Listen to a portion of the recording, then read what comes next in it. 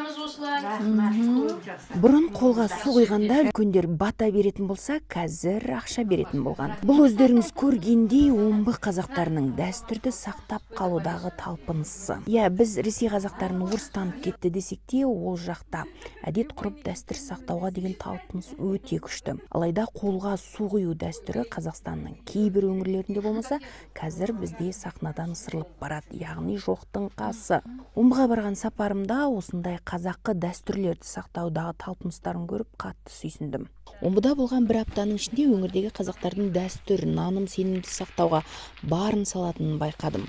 Жалпы қолға су құю тазалықпен байланысты болса да, өзегі бала тәрбиелеуде жатқаны анық. Қазақтың баланы жұмсау мен ынталандырудағы бір тапқырлығы. Әсіресе бұл міндет ұл балаларға жүктеледі. Қолға су құюды білмейтін жас балаға үлкендер үйретеді. Су етектен, бата төрден дегендей оң жақтан бастап құй, бір қолыңмен шүмегін ұстап тұр, сарылдатпа, үзіп-үзіп 3 рет құй, 4-шісін қонақ сұраса ғана құй деп ескертеді. Яғни баланың ептілігін қалыптастыру. Су құйған балаға үлкендер үлкен жігіт бол, көп жаса, қатарыңның алды бол деп алғыс айтып бата береді. Бірде бір кісінің қолына қызметші отырып су құяды. Сонда әлгі кісі түрегеп кетеді. Оған неге түрегелдің дегенде, екеумізден біріміз түрегеп тұруымыз керек қой деген екен. Қазақта қолға су құю дәстүрінің өзіне тән ережелері бар. Түрегеліп тұрып, қолға су құю келген қонаққа деген құрмет, кішілік көрсету.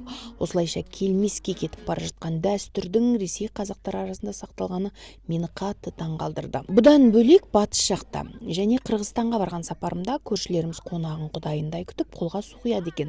Ал сіз тұратын өңірде балалар қолға су құя ма? Комментке жаз, және Ресей қазақтарының өзге де дәстүрлері туралы фильмді көргіңіз келсе, онда төмендегі сілтемеге өтіңіз.